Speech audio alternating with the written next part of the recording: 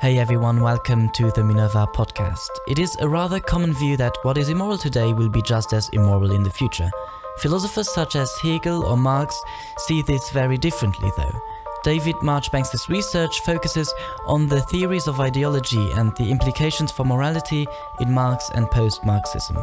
He thinks that ethical norms are not transcendent but are already there, embodied within our social practice.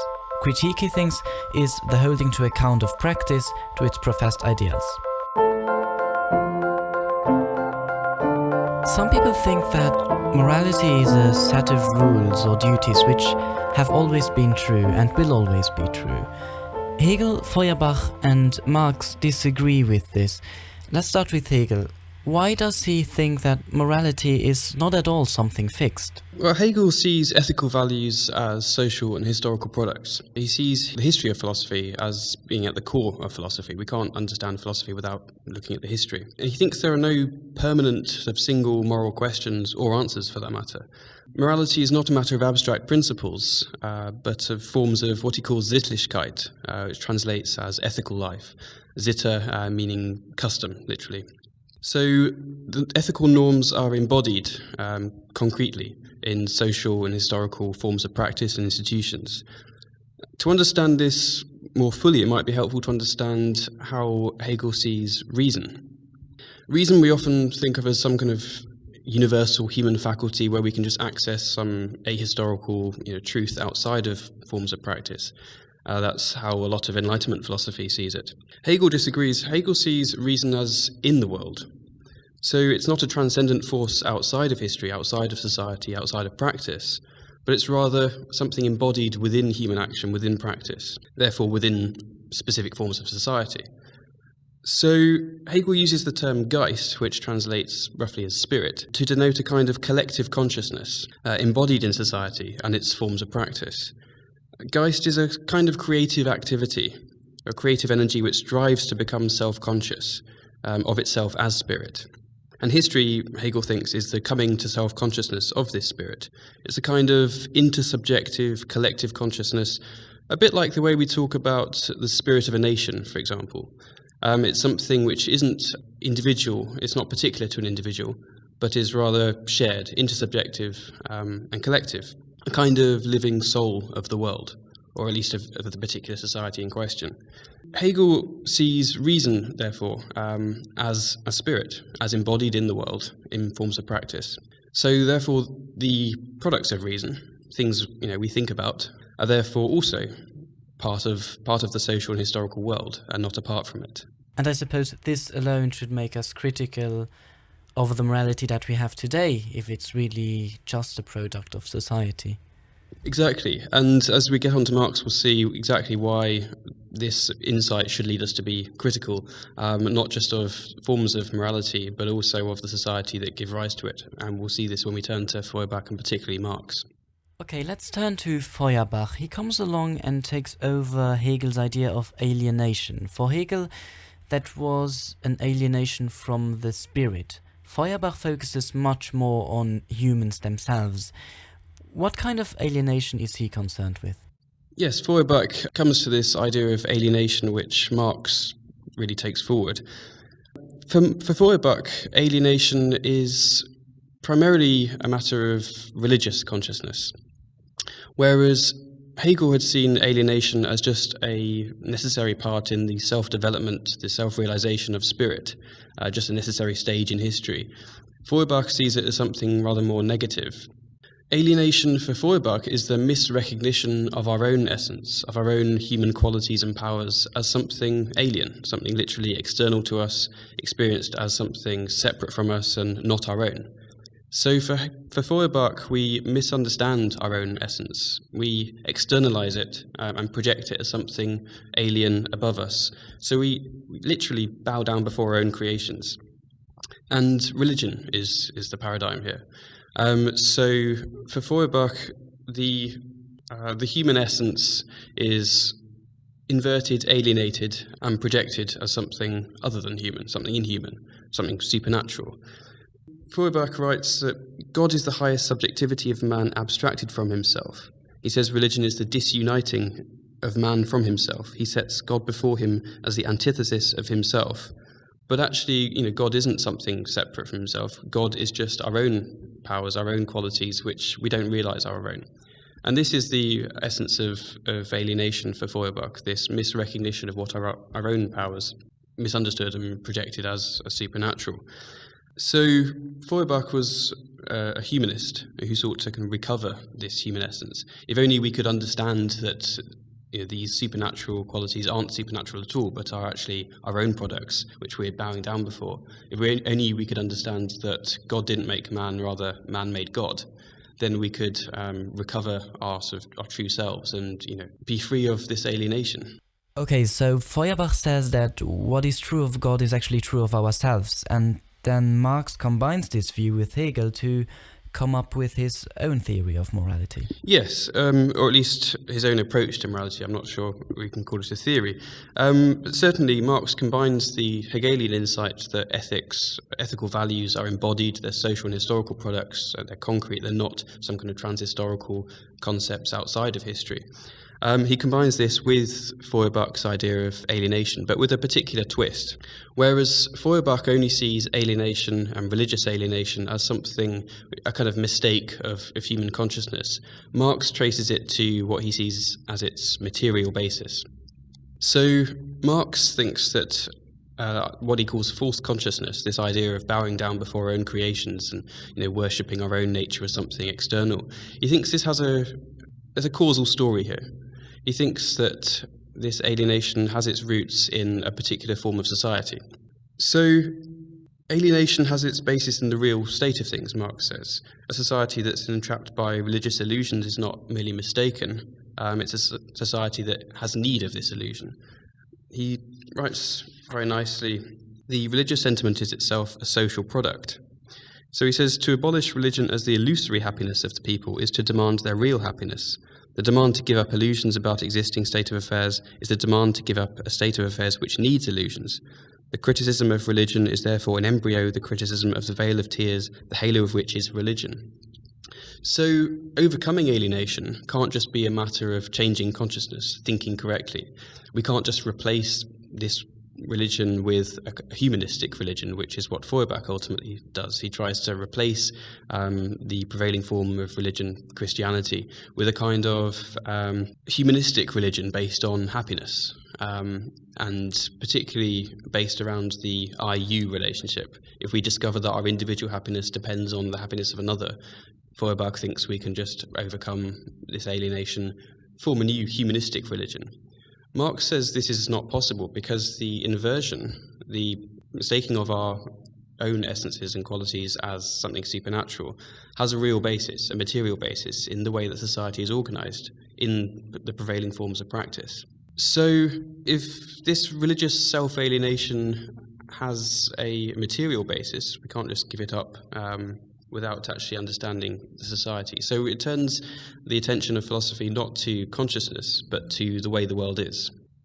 And Marx identifies several causes of this alienation. There's the division of labour, basically division of labour into classes. So some people work, some people don't work, Marx thinks. Some people own the means of production. Other people who don't own any means of production have to sell their labour in order to live, basically. Also, he identifies the production for the market economy as a source of alienation, because we no longer produce for each other as human beings. We produce in an inhuman way. We don't understand where our products go. We just produce for some people we never even meet. And there's a kind of mediation where we don't understand the human relation, because production is a human relation, but we experience it in an inhuman way. So with this material basis of alienation, Marx combines this with the Hegelian insight that ethical norms are social and historical products to get to the conclusion that if morality is a matter of something social and historical, and if this society from which morality emerges is something which is materially alienated, not just misunderstood, but actually really has contradictions, really is inhuman in some sense, then the morality of prevailing society will also be, to a large extent, inhuman, distorted, illusory. So Marx is suspicious of a lot of morality. Although Marx sees communism as clearly based in some kind of ethical norms, he's very suspicious of much moral talk. He often dismisses moral ideas. He says talk of morality and justice in particular is just ideological nonsense that has no relevance at all to the workers' interests and their struggle for communism, basically. So, yeah, putting Hegel with Feuerbach, Marx basically gets the conclusion that at least much of our morality is a matter of distortion and illusion. Okay, so Marx is criticizing morality, but where does he take his critique from? Because he too is living in the context of a society and a certain stage in history, which, according to his own theory, determines his values. So how does he manage to go beyond this? Where does he take the values from which he then uses to criticize the current system and morality? Yes, well, this is a fundamental problem in Marxist theory, and there's various different ways that people have understood this. The problem of ideology is exactly that if ethical norms are largely distorted or serve the ruling class or legitimize the status quo, then where can we get the moral basis of socialism from? If Marx denies the transhistorical realm of ethical truths, then clearly socialism isn't some absolute moral ideal. So where does it come from? There are three, or at least three, different routes that people have taken here in trying to understand Marx, and also not just understand what Marx thinks, but also understand how Marxists or people influenced by Marx today could understand this too. So the first option would just be to say that he's plain inconsistent. And this is a route taken by what are often called analytical Marxists. That is, Marxists in the analytical tradition, who basically follow a sort of liberal Enlightenment idea of morality and say that Marx ought not to have rejected transhistorical moral truths. They say that moral values must be transcendent, they must not be historical and social products. And since Marx rejects these moral absolutes, his ethical critique fails because he's undercut his own norms of critique. He's just plain inconsistent. The second route is to say that Marx rejects morality entirely, but his critique is non-moral. So his critique might be based on certain values and norms which are not moral. The idea is they could be based in a kind of conception of the human good, which has no idea of morality, but rather what is good for us. So it could, in that sense, be seen as, some people might say it's ethical without being moral. Other people want to go even further and say, no, the critique is based, and we can understand his critique as based in things like efficiency, and there's a rational reason for preferring socialism to capitalism. The third option is to say that Marx's critique is, to use Hegelian language, immanent. And this is the interpretation that I favour, and I'll explain it a bit more in detail. But the basic idea is that although the norms which Marx uses to criticise capitalist society come from capitalist society and are not somehow moral absolutes outside of history, outside of society, they are nonetheless critical. So values and norms which are embodied in present forms of practice have a potential which outruns their realization by that practice. So it turns out that these ideals which are produced by a particular form of society nonetheless can be critical of that society because the prevailing forms of practice, the institutions of that society, fail to fully live up to their own ideals. So immanent critique identifies a discordance between reality and the ideals that it professes, to say it doesn't actually live up to its own ideals. And does the same thing happen when he criticizes justice? Yes, I think so. Again, there's a big debate on Marx and justice. Marx, whenever he talks about justice, he's most of the time very disparaging of the idea. He talks about it as ideological nonsense, as obsolete verbal rubbish in one case. And he says in one place he was moved to laughter at the thought that political economy could be reduced to twaddle about justice. So clearly he didn't think much of the term himself, and he didn't like using it. In fact, in a letter to Engels, he wrote that, "I was obliged to insert 2 phrases about duty and right into the preamble to the rules of the First International, and also about truth, morality and justice. But he says these are placed in such a way they can do no harm." So clearly he doesn't think much of justice. However, on the other hand, Marx also describes exploitation as theft and as robbery. He talks about the theft of surplus labour time. He says in the contract between the worker and the capitalist steals from the worker because the worker produces far more than they get back in terms of the wage. So they produce a surplus, which the capitalist steals. And he is quite free in using language of theft, robbery, embezzlement, exchange of equivalent without equivalent. So a lot of writers have suggested, well, there's clearly a critique of injustice here. How can we talk about theft and robbery in a way that doesn't suggest injustice, right?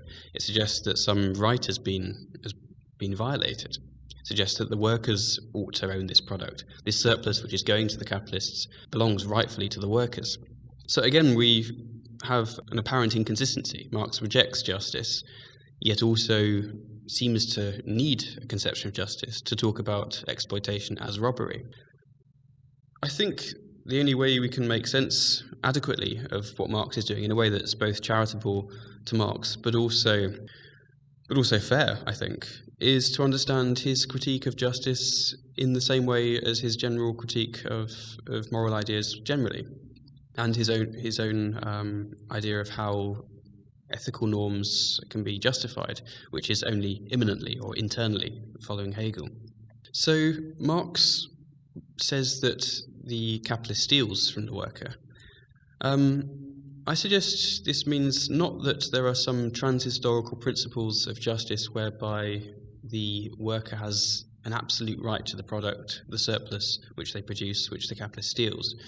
Rather, I think we can understand it as meaning that capitalism, in a sense, violates its own ideals. Because capitalism values equality. Marx says that on the surface, it seems that the deal between the capitalist and the worker satisfies this demand. Right? They exchange equivalent for equivalent. The worker exchanges their labour power in return for a wage. It all seems fine. He describes this quite nicely as, on the surface, the level of exchange. He says there alone rule freedom, Bentham, equality, and property. But when we penetrate this surface level, what looks to be a fair and equal exchange, we realise that the worker has nothing to sell but their labour. The capitalist has ownership of means of production. It's not an equal bargaining relationship. Therefore, the outcome is not an equal one, but one of forced labour. Marx says the labourer is forced to work for the capitalist, forced to produce this surplus, which then is taken away by force. So understanding justice in terms of immanent or an internal critique means we can hold, as I think Marx does, hold capitalism to account to its own ideals. So that on the surface, where it looks like an exchange that's equal turns out to be unequal. An exchange which looks to be free turns out to be forced. Then we can understand Marx's critique of capitalist injustice in a way which doesn't mean giving up on the Hegelian insight that ideas of justice, of morality, are social and historical products, which doesn't mean, going back to a kind of Enlightenment liberalism where these ideals have to be transhistorical outside of society, outside of history. If Marx is right about values being based in society, if he's right about his analysis of society and the economy, how can his predictions which are related to that be mostly wrong? He said that the income gap between capitalists and workers will increase. He said that more and more independent producers will be forced down into the proletariat. He said that the wage of a worker will remain at subsistence level, that the rate of profit will fall, that capitalism will collapse because of its internal contradictions, that the revolutions will occur in the most industrially advanced countries. All that clearly didn't happen. Marx clearly was a better critic than he was a prophet. As you say, most or a lot of his predictions just have been widely off the mark. I think it'd be too quick to conclude that therefore his analysis was wrong.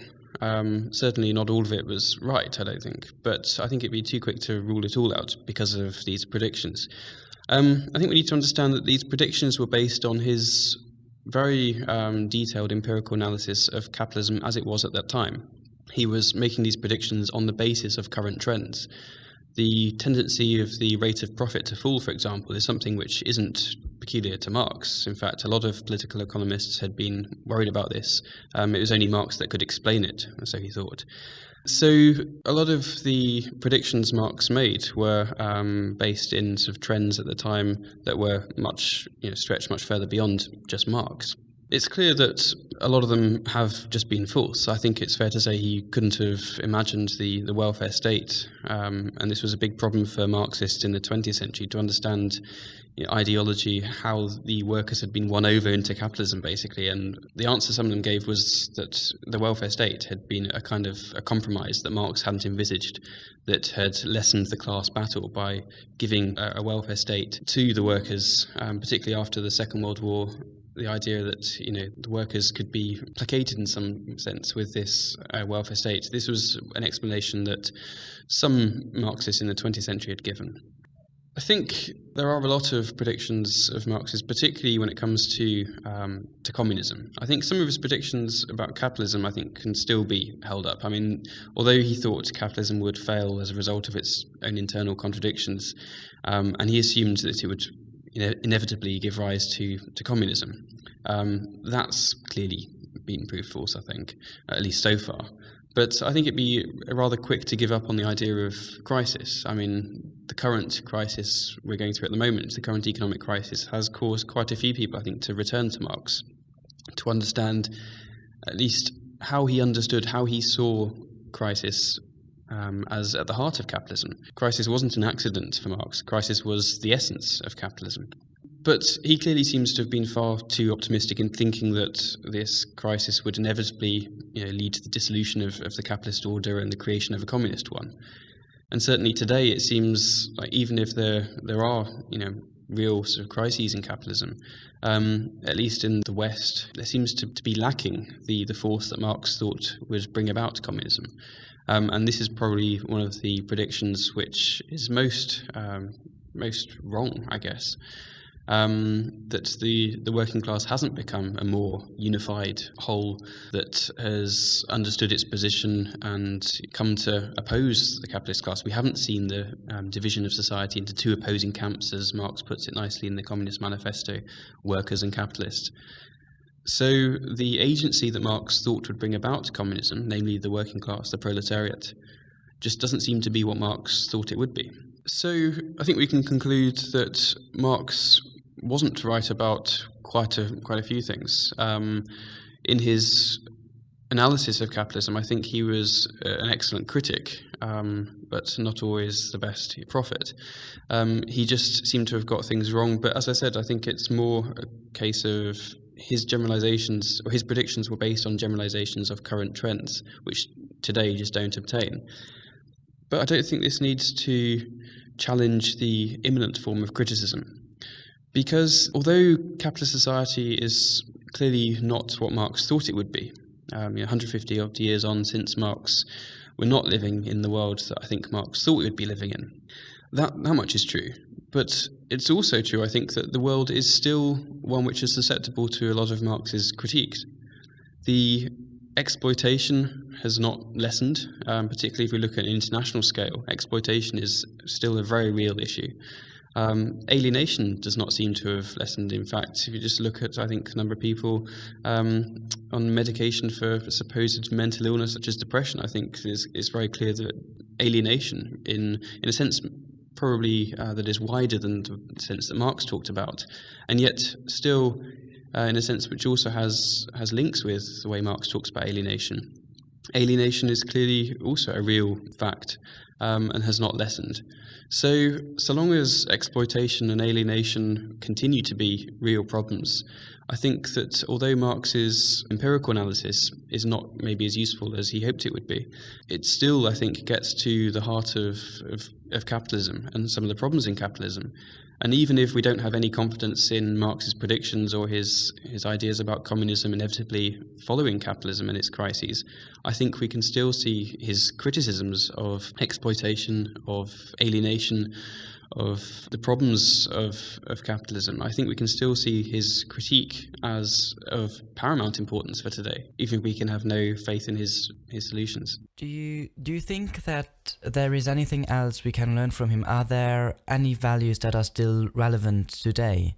Absolutely. I've been talking about exploitation and alienation, and the critiques that Marx gives of these phenomena clearly rest on certain values. And given the sort of critique Marx offers, which I've suggested is internal or immanent critique, these values, if they are values, they must have some real material existence they must be being embodied concretely in present forms of social practice, and I think they still are. So take exploitation to start off with. Exploitation, as I've already noted, rests on an idea of robbery in some sense, of what we could call injustice, even if we don't want to say that's a trans-historical norm. So the critique of exploitation, of theft, rests on a notion of equality in some sense. So the idea is that, as I said, the norm which capitalism claims to live up to, equality, turns out to be not lived up to. So we can immediately conclude that Marx values equality in a more full substantive sense than the what he calls bourgeois equality, which is claimed to be satisfied by the contract between the worker and the capitalist. And trends in the 20th century and more recently in moral philosophy and more generally, I think, have moved to a more full substantive notion of equality. So the first notions of equality were fairly kind of formal, the idea of being equal before the law, for example, or equality of opportunity, meaning just that people shouldn't be barred, there should be no real restrictions. But I think a lot of people now have accepted that equality goes beyond this purely formal idea.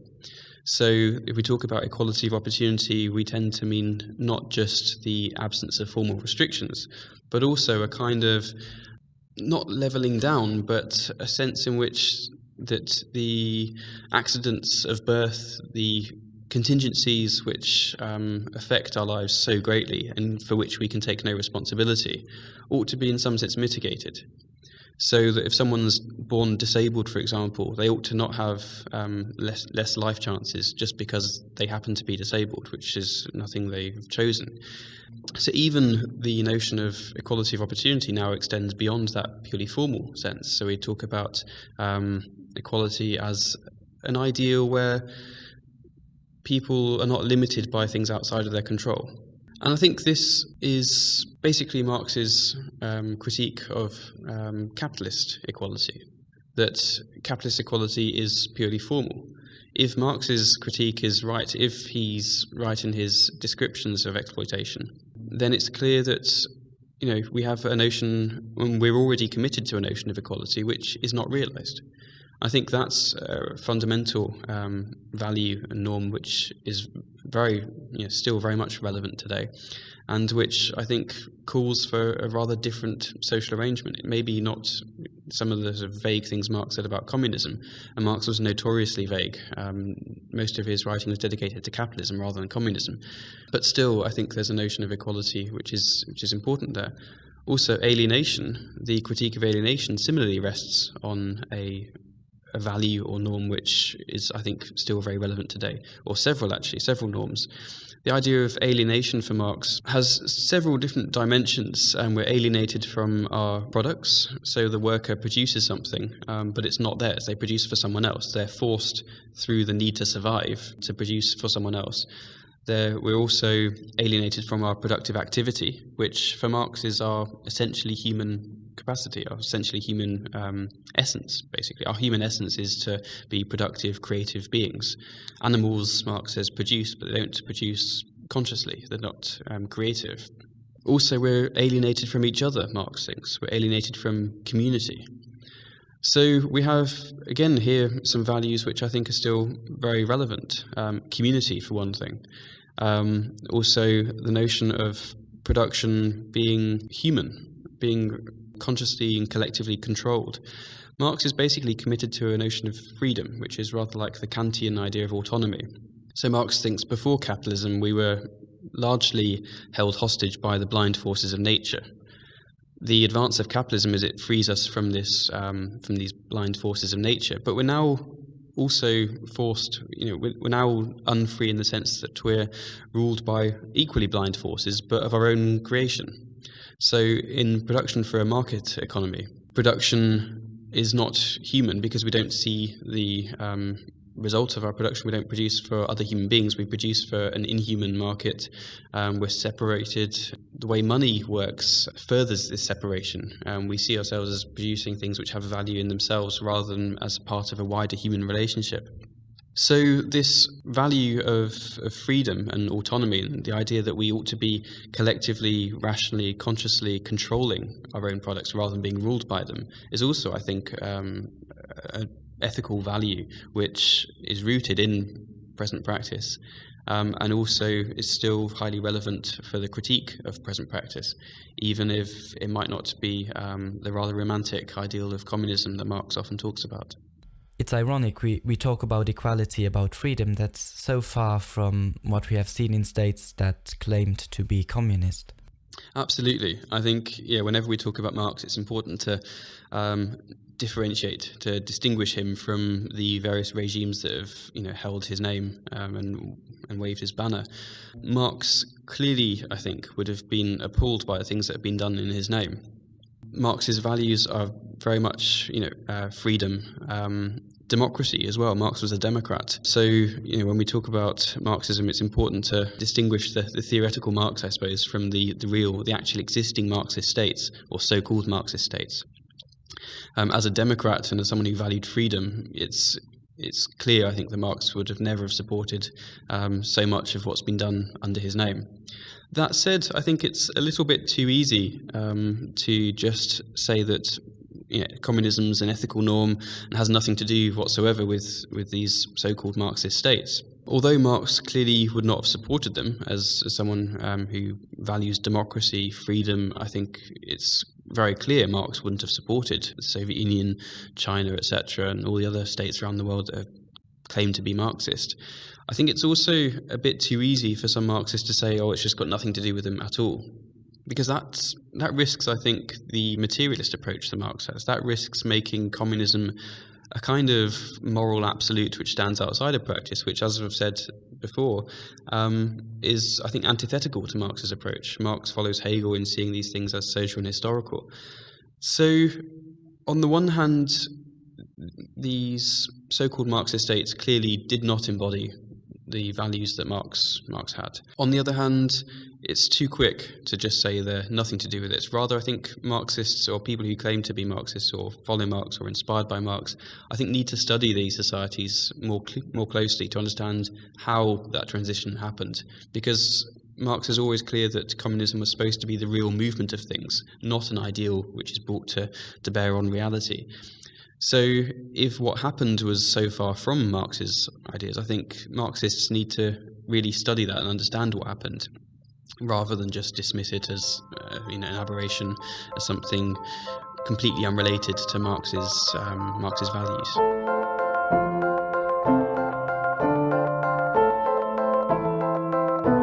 Thanks to David Marchbanks for the interview, and thank you for listening to it. For more information about the podcast, please visit minerva-podcast.com.